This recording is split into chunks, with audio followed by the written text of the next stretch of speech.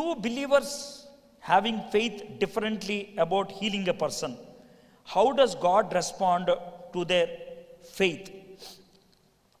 Healing అనేది ఎప్పుడైనా జరగాలంటే 3 రకాలైన ఫెయిత్స్ మీద జరుగుతాయి. 3 రకాలైన ఫెయిత్స్. హీలింగ్ ఎక్కడైనా జరగాలంటే 3 ఫెయిత్స్. ఒకటి, ఎవడని చచ్చిపోయాడు అనుకో, ఎవడి ఫెయిత్ పనిచేస్తుంది?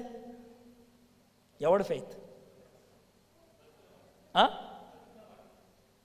బతుకున్నవాడు.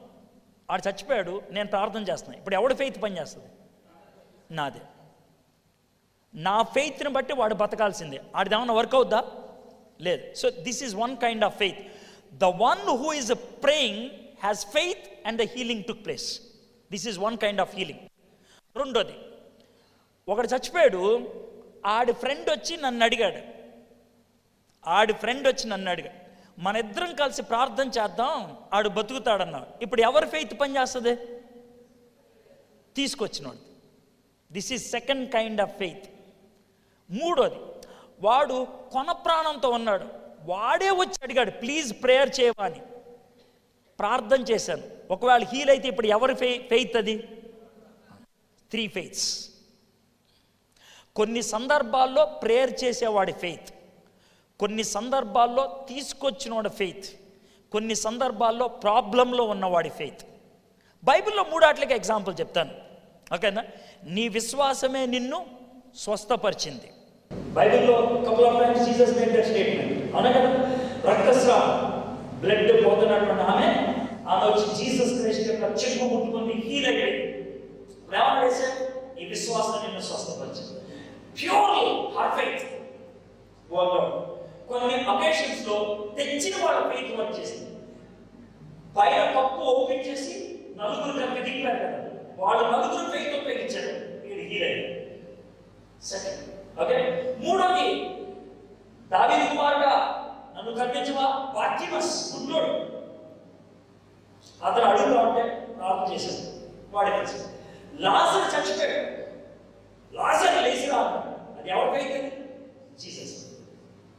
3 కైండ్స్. సో 3 రకాలైనటువంటి హీలింగ్స్ ఉంటాయి. సో బేసిక్గా హీలింగ్ జరగాలంటే 2 థింగ్స్ షుడ్ బి దేర్. ఒకటి ఫెయిత్, ఇంకోటి విల్. ఒకటి ఫెయిత్, ఇంకొకటి విల్. మన ఫెయిత్ ఉన్న ప్రతి చోట హీలింగ్ ఉండాలంటే పాల్ అన్నాడు, అపోజిట్ పాల్ నడుచుకుంటూ వెళ్తే షాడో పడితే కూడా మనుషులు స్వస్థత పొందేవాడు. కానీ పాల్కి ఏదో డిసీజ్, దాన్ని హీల్ అవ్వాలి. విశ్వాసంతో 3 సార్లు ప్రార్థన చేశాడు, ప్రభా నన్ను హీల్ చేయాలి. దేవుడు అన్న, నేను హీల్ చేయను, నా గొప్ప నీకు చూడాలి. It is not lack of faith, it is lack of will of God. దేవుడికి ఇష్టం లేదు. ఎందుకు ఇష్టం లేదు? There are several reasons. ఒకవేళ కనుక పాల్కి జబ్బే లేదనుకో, పాల్ నీకందరూ దేవుడిగా చూసేవాడు. పాల్కి జబ్బే లేదనుకో, బహుశా పాల్ దేవుడు మర్చిపోయేవాడే. To make Paul dependent, number 1, not to make Paul a demigod. God created a problem in Paul. Okay, so healing undalante, faith undalante, will of God.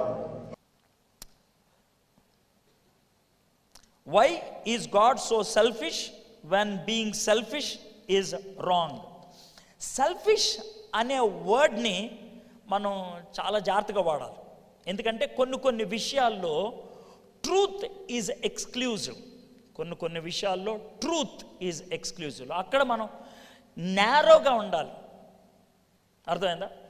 కొన్ని విషయాల్లో మనము లవ్ కానీ ఎక్స్ప్రెషన్ కానీ వైడ్గా ఉండాలి. అక్కడ నేరో థింకింగ్ ఉండకూడదు. ఎలాగంటే, ఫర్ ఎగ్జాంపుల్, నాకు 2 కూతుర్లు. అర్థమైందా? మా 2 కూతుర్లు హీ ఈజ్ మై డాడీ అని అన్నారనుకో, ఆర్ దే సెల్ఫిష్? చెప్పండి. హలో, అక్కడ మా daughters he is my daddy అని అన్నదనుకో, ఈజ్ ఇట్ సెల్ఫిష్? చెప్పండి. గాడ్ సెల్ఫిష్ కాదు. ఐఎమ్ ఓన్లీ యువర్ గాడ్ అని అన్నప్పుడు ఈయన ఒక్కడే, ఇంకోడు లేడు అక్కడ. నా కూతుర్లు 2 దగ్గరకు వచ్చి ఐఎమ్ ఓన్లీ యువర్ డాడీ అంటే, no daddy, I don't want to be selfish, I want to have 3-4 daddies అంటే, ఇప్పుడు మీకు అర్థమైందా? ఇప్పుడు పదాలు కలిసాయి కదా అని శ్రీశ్రీ రాసినట్లు కవిత్వం రాసినట్లు రాసేయడం కాదు.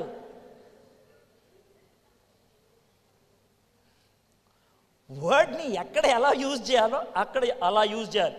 ఓకే, సో అక్కడ సెల్ఫిష్ ఇప్పుడు ఎంత చిరాకు అనిపిస్తుందో మీకు అర్థమవుతుందా? బాబోయ్, ఇంత దూరం ఉందా దీని ఆలోచన? మీకు అర్థం అవ్వాలి, నా ఆ లాంగ్వేజ్లో దింపా, అప్పుడు బాగా క్లిక్ అవుతుంది. So God in some areas has to be selfish. దాన్ని సెల్ఫిష్ అనరు, కానీ ట్రూత్ ఈజ్ ఎక్స్క్లూజివ్. సత్యము అనేది ఒంటరిగా ఉంటుంది, దాన్ని 4-5తో కలుపుకోవడానికి వీల్లేదు. ఓకే.